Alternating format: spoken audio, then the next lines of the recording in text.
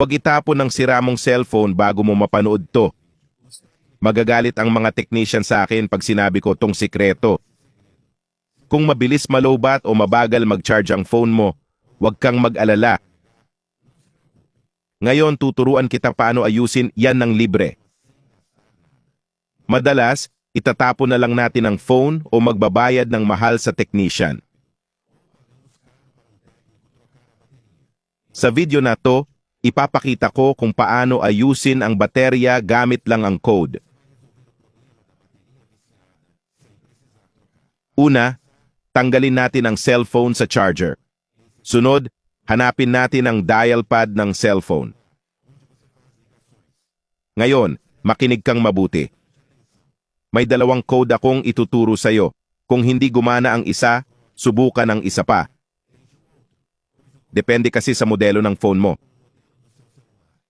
Isa pang mahalagang bagay, kapag na-type mo na ang tamang code para sa iyong device, may bagong screen na automatikong lalabas. Ito'y maaaring mag-iba depende sa modelo ng iyong cellphone. Pero, huwag kang mag-alala, ipapaliwanag ko kung paano gawin ito sa kahit anong uri ng cellphone. Sige, simulan natin sa unang code.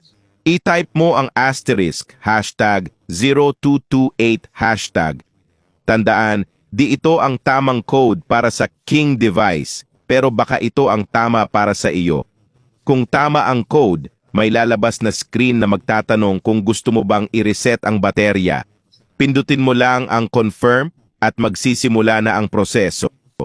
Huwag kang mag-alala, di nito buburahin ang mga files mo. Ang reset na to ay para lang sa baterya at walang panganib. Ngayon, ipapakita ko sa iyo ang pangalawang code at screen na maaaring lumabas. I-type mo ang asterisk, #54636 #*410. At sa huli, kapag pinindot ko ang tic-tac-toe, automatikong bubukas ang screen. Ito ang pangalawang uri ng screen na maaaring lumabas. Para magpatuloy, piliin mo ang SVC menu. Sunod, hanapin natin ang battery test at pindutin ito. Bubuksan ang bagong screen na may opsyong charging test. Piliin natin ang option na iyon at sa wakas, nasa huling screen na tayo. Piliin lang ang kahon na ito para ma-reset ang baterya.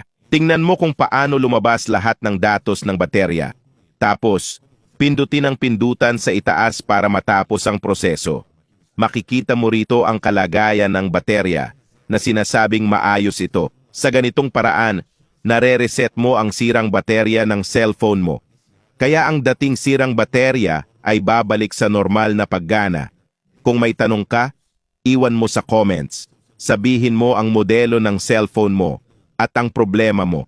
Sagutin natin ang tanong ng lahat at tumulong. Makakatulong ito sa mga di kayang magbayad ng technician para sa cellphone o pagpalit ng baterya. Kung nakapanood ka hanggang dito, mag-comment ka. Sa bahay ko na lang to gagawin. Ganun ko malalaman kung sino ang nanood ng buong video. Espesyal na bati kay Natalia, Gilson at Melissa mula sa iba't ibang lugar. Salamat sa pag-follow at pag-comment sa mga video. Para sa espesyal na bati sa susunod, sabihin kung saan ka nanonood.